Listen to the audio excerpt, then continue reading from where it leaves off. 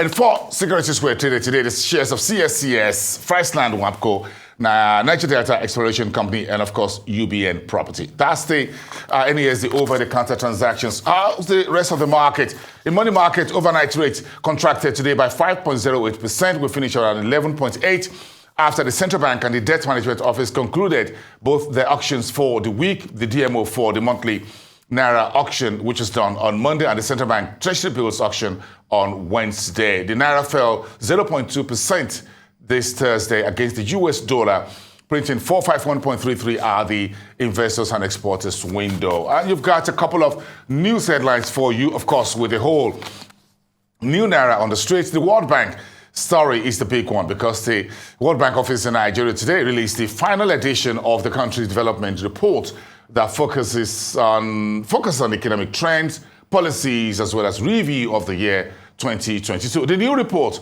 was presented by the World Bank Nigeria office in Abuja with some government officials and others in attendance. Let's listen to a few comments on the new report by Shubham Chaudhuri, the World Bank Country Director for Nigeria, as well as Ben Akabo, the Director General at the Budget Office. And yes, we do provide concessional financing as part of that. In the case of Nigeria, in the last 30 months, our board has committed over $9 billion in new financing, concessional financing. I also remind everyone, please do not call the World Bank a donor, because at the end of the day, our financing comes in the form of highly concessional, but still they're loans, so we are not donating. And also, what I really aspire to, I and the team here aspire to, is that we're seen as trusted partners, that we go beyond, that our support is here on all fronts, that whatever we can do to help Nigeria realize its full potential. And in fact, the NDU and the other reports that we produce are part of that. It's not about financing. It's about sharing, as hopefully frankly and then clearly, what our take is on Nigeria's situation, but more importantly, Nigeria's future in terms of the potential that it has and how it can get there.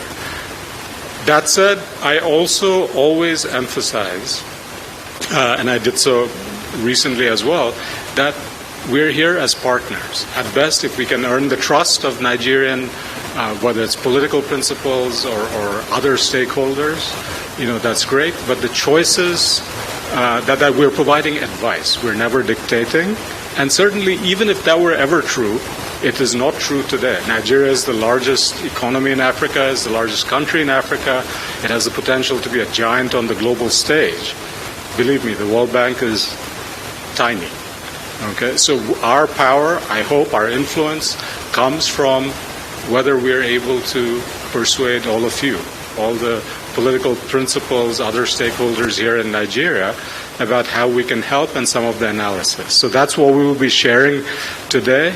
And then we have the honor of then hearing from several of the Nigerian principals what they think about what we're saying.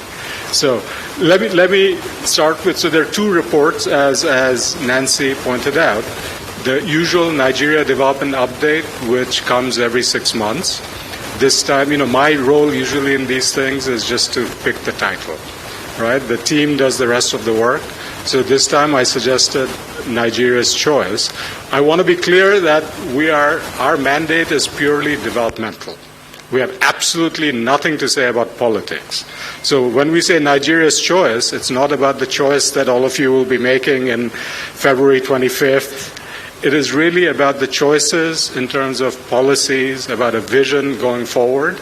That, I hope, actually is really a consensus, regardless of, who emerges. So just to be clear, and especially for our friends from the media, Nigeria's Choice, we're talking about policies and ways forward.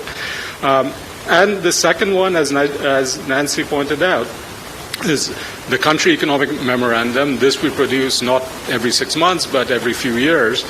And it's just a longer term perspective. And then goes into more detail. What are the lessons from, a country's own history, but also from the global experience. And so that is called Charting a New Course. Next slide, please. Both of these, the choice and this idea of charting a new course, are motivated by this picture that we've been showing for a while. In fact, since I got here, because this was one of the first things, when I was coming here, I'd spent 5 years in Indonesia, which is a remarkably similar country in so many ways.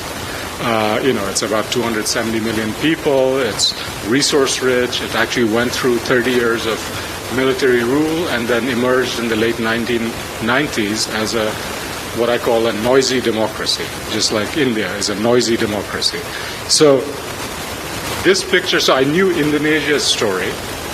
What fascinated me, what intrigued me, what puzzled me was Nigeria's story. So let me just take you very quickly. The light blue line shows you what Indonesia's per capita GDP trajectory has been since 1970. The dark blue is the similar picture for Nigeria since 1970. What should strike you, what struck me, was the fact that Indonesia started off below Nigeria and then pretty much has been on an upward trajectory, a pretty steep upward trajectory since then. There were 2 points of kind of temporary reversals. One was in 1998. That was the transition from military rule to democracy. That was Asian financial crisis, we called it. And then the other one you'll see is 2020, where Indonesia, like many countries, was hit very hard by the COVID crisis. And then you see what we're projecting for Indonesia's growth going forward. Nigeria, on the other hand, has been what we call, or what seems to be the case, floating along. The launch today of the Nigeria Development Update and Country Economic Memorandum by the World Bank provides another opportunity for us to review and dialogue around major achievements and critical challenges of the Nigerian economy. I commend the World Bank for its contributions towards the growth and development of Nigeria, not just in financing development projects across sectors, but more importantly, through policy dialogues like this one. And of course, policy advisory, support that it provides. I would also like to appreciate other development partners, the private sector, civil society, the academia, and government officials here present. I look forward to a very rich and robust discussion and a good outcome at this event. Let me underline the analysis, the quality of the analysis in the NDU. I'm quoting this. It says, Nigeria's growth prospects have improved. However, pre-crisis challenges threaten the post-crisis recovery, highlighting the need to depart from business-as-usual policies. Fiscal pressures have mounted due to lower than expected revenues and the rising cost of subsidy on premium motor spirit. The report notes further that under a business-as-usual scenario, GDP per capita will continue to decline. However, drastic reforms can change this. Therefore, taking a closer look at the PMS subsidy and the youth labor market, spotlight was turned on Nigeria's digital economy potential and on the need for greater financial deepening.